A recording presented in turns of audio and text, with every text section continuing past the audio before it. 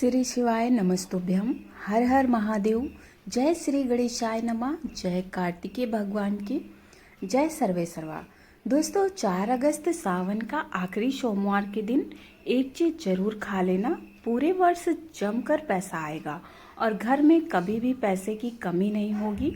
दोस्तों 4 अगस्त सावन के आखिरी सोमवार के दिन आप सभी दर्शकों को ढेर सारी शुभकामनाएं। दोस्तों इस बार सावन का आखिरी सोमवार 4 अगस्त को है और 4 अगस्त को दोस्तों बहुत सारे शुभ योग का निर्माण हो रहा है। दोस्तों कई सारे ग्रह नक्षत्र के मिलन के कारण इस बार कई राजयोग का भी मिलन हो रहा है और इस दिन ब्रह्मा नामक योग बन रहा है और इसी दिन सिद्ध नामक योग भी बनेगा।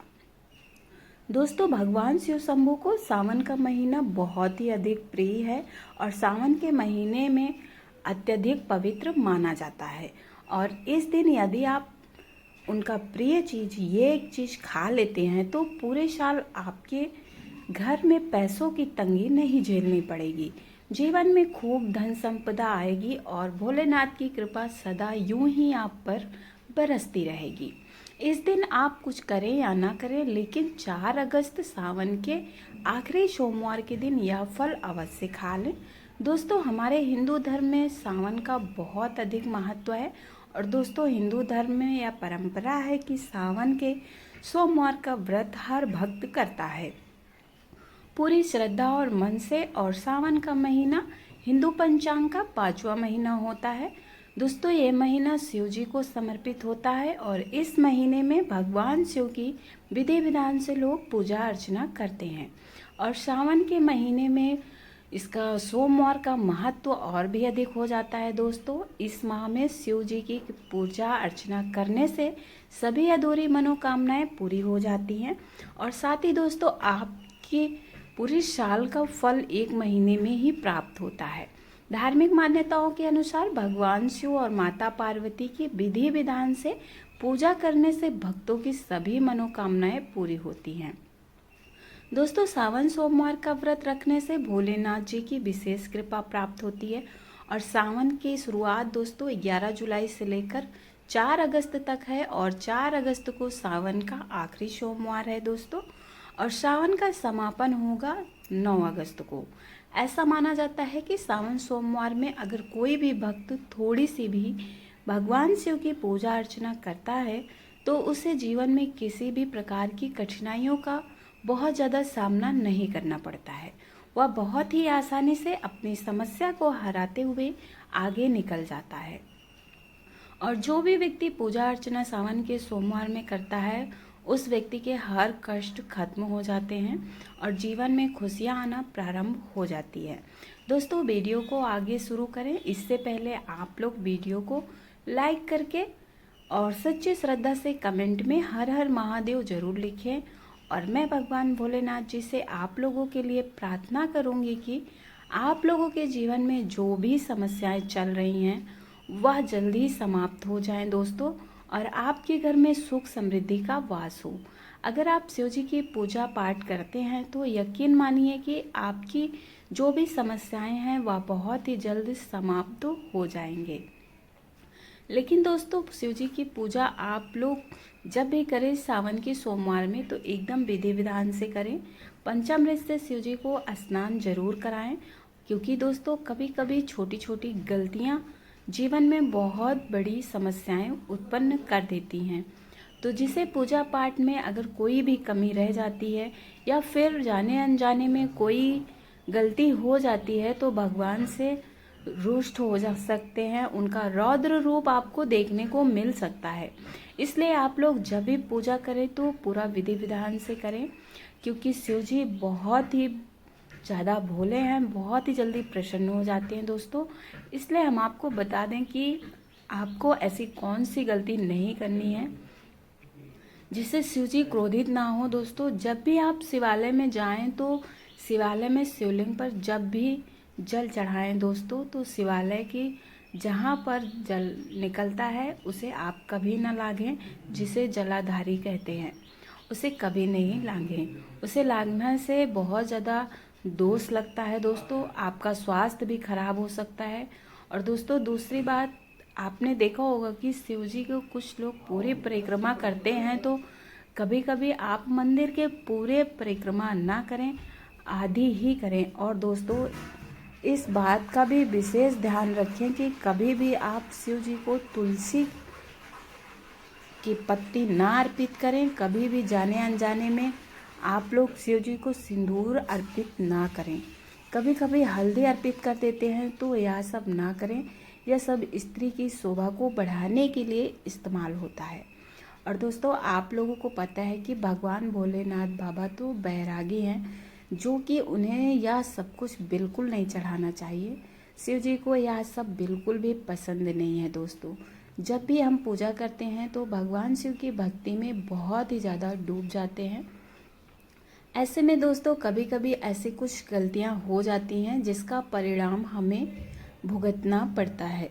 दोस्तों, इस बात का भी विशेष ध्यान रखें कि जब भी आप शिव जी की पूजा करने जाएं, आप सफ़ेद या लाल वस्त्र धारण करें, जो कि बेहद ही शुभ माना जाता है। और साथ ही आप शिव जी को हो सके तो दूध, दही, बेलपत्र, घी, चीनी, शहद, जल ले जाएं और साथ में गंगा जल भी शिव जी को चढ़ाएं।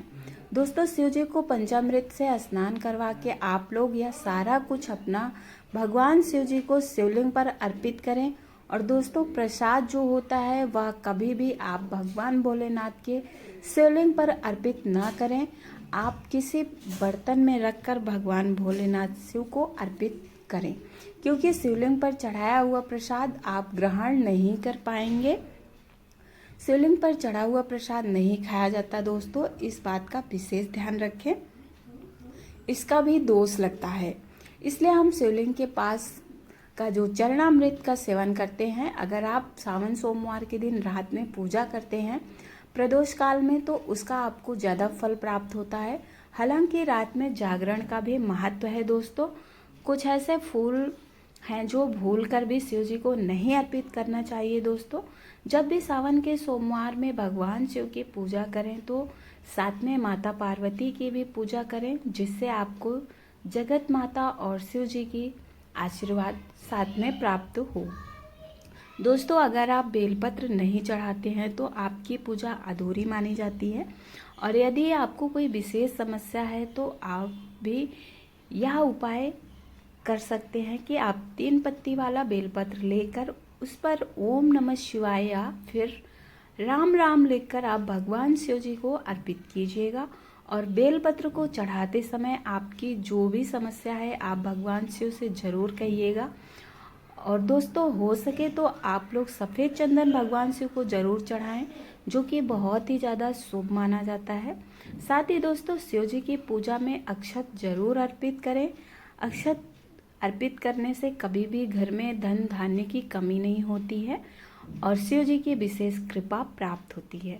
और दोस्तों, यह भी ध्यान रखें कि अक्षत जो चावल होता है वो टूटा हुआ ना हो, इस बात का विशेष ध्यान रखें। और साथ में आपको यह भी ध्यान रखना है कि जो भी बेलपत्र आप शिव जी को चढ़ा रहे हैं वह कटा फटा नहीं होना चाहिए, एकदम साफ सुथरा होना चाहिए। दोस्तों, उस पर भी प्रकार का दाग नहीं होना चाहिए। और साथ ही दोस्तों, आप पूजा करते समय कभी भी भगवान शिव के मंदिर में काला कपड़ा पहनकर ना जाएं। इससे भगवान शिव रुष्ट हो जाते हैं और आपको उनका क्रोधित रूप देखने को मिल सकता है। ज़्यादातर भगवान शिव की पूजा हमेशा भगवा रंग पहनकर ही करना चाहिए, क्योंकि भगवा रंग बहुत ही ज़्यादा शुभ होता है और चमत्कारी माना गया है। इससे देवी शक्ति जागृत होती है। दोस्तों, सावन सोमवार के दिन सुबह ब्रह्म मुहूर्त में उठ जाना चाहिए, क्योंकि दोस्तों 8 बजे के बाद पूजा बहुत कम करें। जितना हो सके दोस्तों, आप लोग 8 बजे के पहले सोमवार के दिन पूजा कर लें। दोस्तों, जिस भगवान जी की विशेष कृपा आप लोगों पर बनी रहे, क्योंकि ब्रह्म मुहूर्त में उठकर पूजा करना बहुत ही ज़्यादा शुभ माना जाता है। दोस्तों, क्योंकि सुबह 8 बजे से पहले स्नान करना अत्यंत मंगलकारी माना गया है। इससे हमेशा सकारात्मक और आपके ऊपर कृपा वास होती है। और दोस्तों, आप कभी भी प्लास्टिक के बर्तन में भगवान शिव जी को जल ना अर्पित करें। साथ ही आप शंख से भी जल ना अर्पित करें। और दोस्तों साथ ही चंपा जैसे फूलों को शिव जी को अर्पित नहीं करना चाहिए, तो आपकी पूजा अधूरी मानी जाती है। दोस्तों शंकर जी को सफ़ेद फूल अत्यंत ज़्यादा प्रिय है, तो आप लोग कोशिश करें कि शिव जी को सफ़ेद फूल ही चढ़ाएं। भगवान शिव जी की पूजा में हल्दी, कुमकुम इत्यादि का प्रयोग बिल्कुल ना करें, क्योंकि दोस्तों भगवान शिव जी बैरागी हैं। सावन सोमवार को दोस्तों व्रत धारण करने पर आपको इन बातों का विशेष ध्यान रखना है कि किसी से भी झगड़ा, लड़ाई, क्लेश नहीं करना चाहिए और घर में किसी को भी आप अपशब्द ना बोलें। दोस्तों बड़ों का सम्मान करें और व्रत का नियम विधि पूर्वक पालन करें। दोस्तों सोमवार के दिन ब्रह्म मुहूर्त में उठकर आपको स्नान आदि करके सबसे पहले शिव जी की मूर्ति की स्थापना कर लें और गंगा जल का छिड़काव कर देना है। और साथ ही दोस्तों आपको हाथ में फूल या कुछ अक्षत लेकर उसमें पैसा रखकर भगवान से संकल्प लेना है। उनके समक्ष बैठकर उनके व्रत को जो आप धारण कर रहे हैं उसे नियम पूर्वक धारण करेंगे और श्रद्धा भक्ति भाव से पूजा करेंगे। और आपकी जो भी मनोकामना है वह आप शिव जी को बता दीजिए और अपना नाम गोत्र बोलकर शिव जी को फूल, अक्षत और पैसा अर्पित कर दीजिए। दोस्तों उसके बाद आपको भगवान शिव को बेलपत्र चढ़ा देना है और साथ ही आपको सावन के आखिरी सोमवार में शिव जी को पंचामृत से जरूर स्नान करवाएं। उसके बाद आप जल चढ़ाएं, दीपक जलाकर शिव जी की आरती उतारें और भगवान शिव की आरती का पाठ करें दोस्तों। और सच्ची श्रद्धा के साथ भगवान शिव की पूजा करें और प्रदोष काल में भी शिव जी की पूजा जरूर करें, दीपक जरूर जलाएं, क्योंकि यह प्रदोष काल की जो पूजा होती है दोस्तों वह बहुत ही ज़्यादा महत्वपूर्ण होती है। तो आप लोग इस बात का विशेष ध्यान रखें दोस्तों। शास्त्रों में यह भी कहा गया है कि यदि कोई व्यक्ति भगवान शिव को त्रिशूल भेंट करता है, अपने हाथों से मंदिर में लगाता है, तो ऐसे व्यक्ति को जन्मों जन्म तक कभी भी गरीबी या का सामना नहीं करना पड़ता और उसे स्वास्थ्य संबंधी कोई भी विशेष समस्या नहीं होती है। और साथ ही दोस्तों सावन सोमवार के दिन घर में मोर पंख जरूर से लाना चाहिए, जो कि बहुत ही ज़्यादा शुभ माना जाता है। और मोर पंख ऐसे ही किसी खास मौके पर लाना चाहिए, क्योंकि दोस्तों मोर पंख कई शक्तियों से भरा पड़ा हुआ है। जहाँ मोर पंख होता है उस घर में कभी भी गरीबी या दरिद्रता नहीं आती है दोस्तों, और उस घर पर सदैव भगवान श्री कृष्ण की कृपा बनी रहती है। दोस्तों शिव महापुराण में ऐसा माना जाता है कि व्रतधारी को धतूरा अवश्य खा लेना चाहिए सावन सोमवार के दिन। दोस्तों धतूरा वैसे तो खाने योग्य बहुत कम होता है, लेकिन फिर भी आप अगर थोड़ी सी विशेष कृपा पानी चाहते हैं तो आप एकदम थोड़ा सा धतूरा जरूर खा सकते हैं। पौराणिक मान्यता के अनुसार जो भी व्यक्ति पूरे साल भर व्रत नहीं रखता है, वह अगर सावन सोमवार का व्रत रखता है दोस्तों, तो उसे साल भर का पुण्य 1 महीने में ही जल्द ही प्राप्त हो जाता है। और सावन पर 4 पहर की पूजा अत्यंत फलदायी होती है दोस्तों। साथ ही अगर किसी व्यक्ति को संतान प्राप्ति करनी है तो वह यह उपाय अवश्य करें। आपको आटे के 11 शिवलिंग बनाने हैं और 11 बार जलाभिषेक करने हैं। इस उपाय से संतान प्राप्ति के योग बनते हैं दोस्तों। और यदि आपकी कोई भी विशेष मनोकामना है तो आप सावन में 121 बेलपत्रों पर ओम नमः शिवाय लिखकर भगवान शिव को अर्पित करें। इससे आपकी सभी मनोकामनाएं अवश्य पूरी होंगी। उम्मीद करती हूँ दोस्तों कि वीडियो से आपको बहुत कुछ सीखने को मिला होगा। तो कमेंट में आप लोग हर हर महादेव लिखना ना भूलें सच्ची श्रद्धा से, जिससे आप सीधे भगवान शिव से जुड़ पाएं। श्री शिवाय नमस्तुभ्यम, हर हर महादेव दोस्तों, धन्यवाद।